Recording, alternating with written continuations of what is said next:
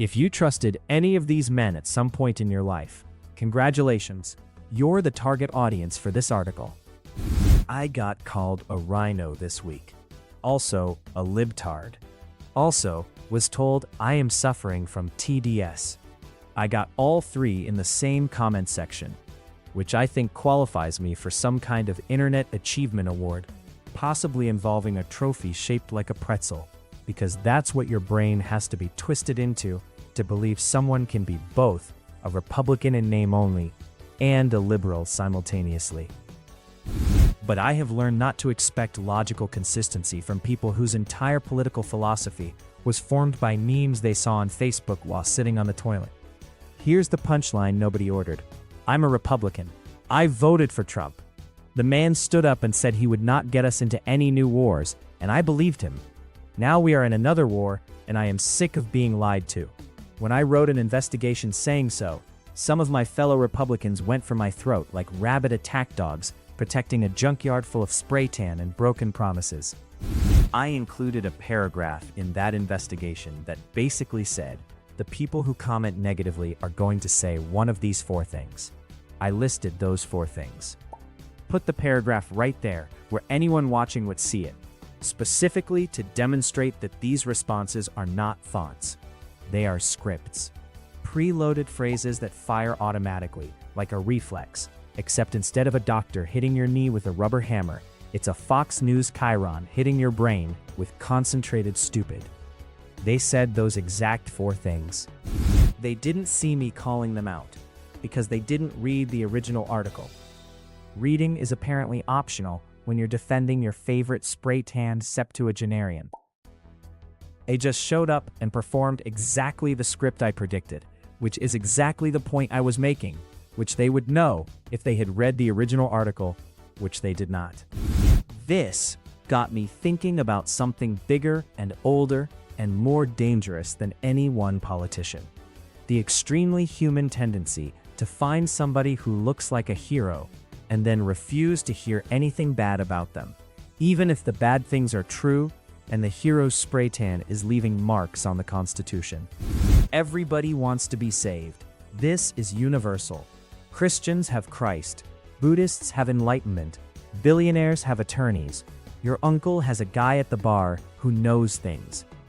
We are all scanning the horizon for someone bigger and smarter and braver to show up and fix the stuff we can't fix ourselves. This is a beautiful impulse. It is also the oldest exploit in the book, and every con man, televangelist, and Ponzi schemer in history has known it. How to build a hero in 6 easy steps. Just add money. There is a profession called spin doctoring. I'm defining this because a surprising number of Americans have never heard the term, which is exactly how the spin doctors want it. Spin doctoring is the art of making a person appear to be something they are not. It is public relations with the ethics surgically removed. Here's how it works. A very wealthy person, or a corporation, or a government, or all three wearing each other's clothes, like the world's worst costume party, decides the public needs to believe something. They hire professionals. These professionals develop slogans. They test the slogans.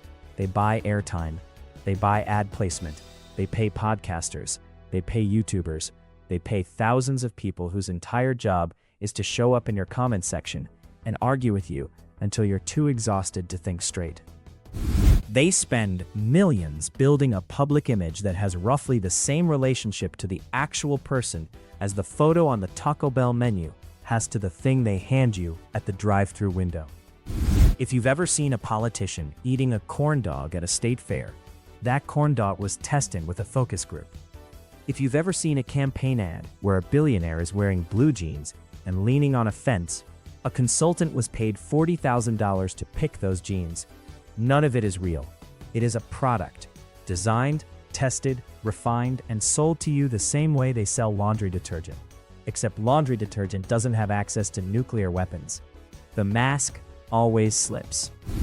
Bill Cosby was America's dad. He wore sweaters. He ate Jell-O pudding on television. He did a bit about going to the dentist that made your actual father laugh until beer came out of his nose. He was a moral authority. He lectured young people about personal responsibility. He was wholesome. He was safe. He was the guy you trusted. He was drugging women and raping them for decades. Speaking of convincing performances, O.J. Simpson, Heisman Trophy winner, NFL legend, Hertz rental car spokesman, he sprinted through airports in the commercials, which in retrospect was excellent preparation. He was Nordberg in the Naked Gun movies, charming and funny and beloved. Then his ex-wife Nicole and her friend Ron Goldman turned up murdered, and America's favorite running back was leading police on the most famous low-speed chase in television history in a white Ford Bronco. A jury found him not guilty. I am certain this had nothing to do with the fact that OJ's legal team cost more than the jurors' houses. Then this same innocent man turned up broke and robbing a guy in Las Vegas over sports memorabilia. Because that is what innocent people do.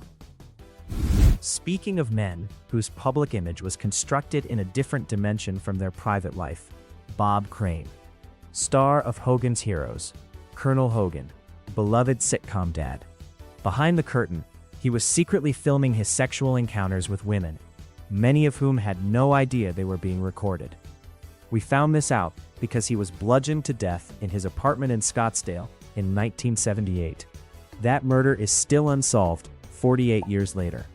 America's favorite POW camp comedian was beaten to death surrounded by his own sex tapes, and nobody has spent a single day in prison for it.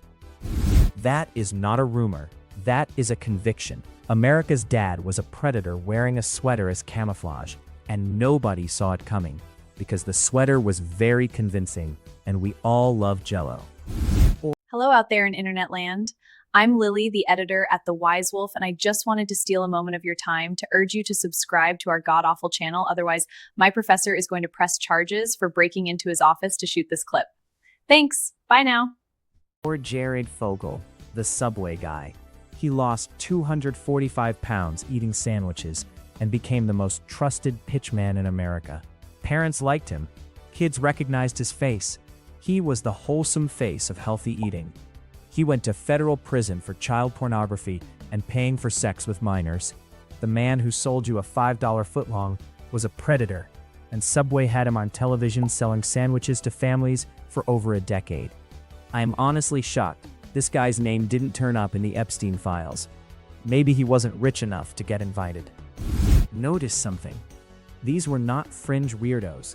These were people you loved, people your parents loved, people the entire country loved.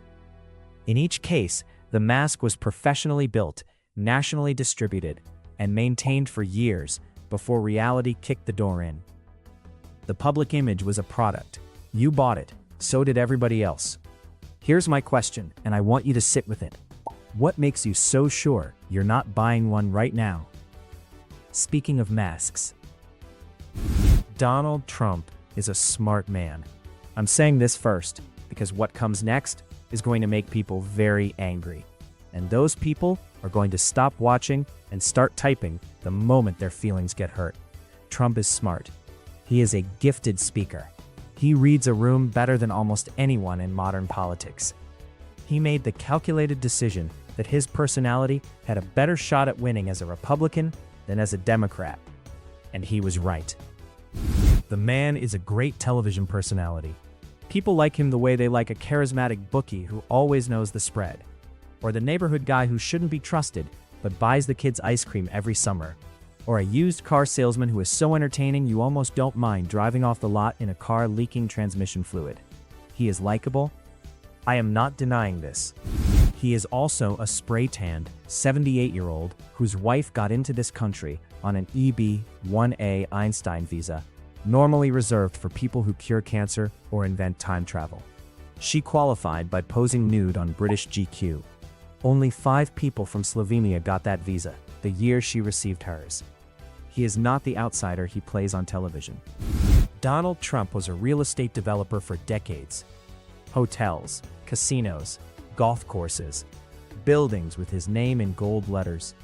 Then he entered politics, and very quickly his entire family ended up holding millions in stocks in weapons and defense companies.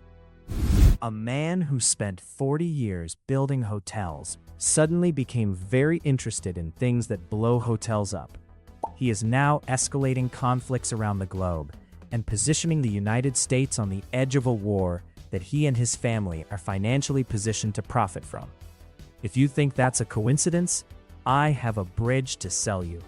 It's a lovely bridge, very structural, completely real. Just ignore the part where it's made of compressed fairy dust and liberal tears. Somebody in my comment section asked why the Democrats didn't use the Epstein files to destroy Trump. That person was so close to figuring it out, I could almost hear the answer knocking on the inside of their skull. They didn't use the files because they're in the files too. Billionaires protect billionaires. Power protects power. An eagle needs two wings to fly, and both wings are attached to the same bird. That bird does not work for you. Democrats and Republicans are not on opposite teams. They are two shifts working the same job, which is making sure nobody looks too closely at what the people who fund both of them are doing.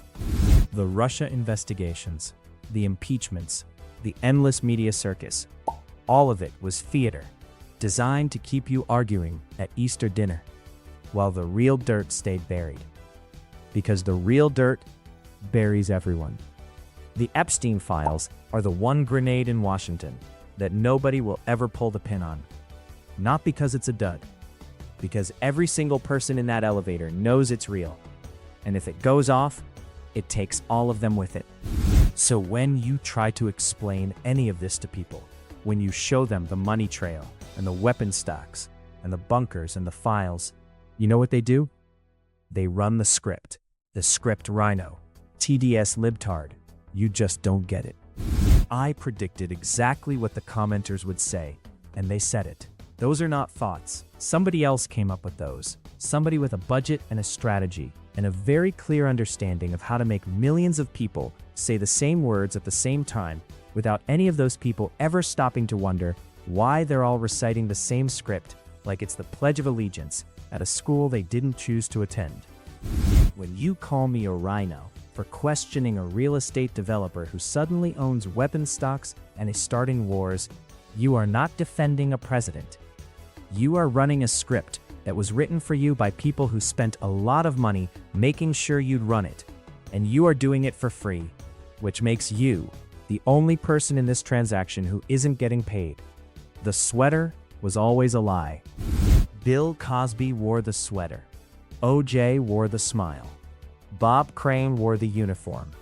Jared held up the sandwich. And a real estate developer from Queens put on a red hat and told you he was going to drain the swamp. And the swamp is deeper than it has ever been. And his family's weapons portfolio is doing great. The mask always slips. It slipped on Cosby. It slipped on OJ. It slipped on Crane. It slipped on Jared. It will slip again. It always does. The only question is whether you'll recognize it when it happens, or whether you'll be too busy typing TDS in a comment section to notice. Big money makes big things happen.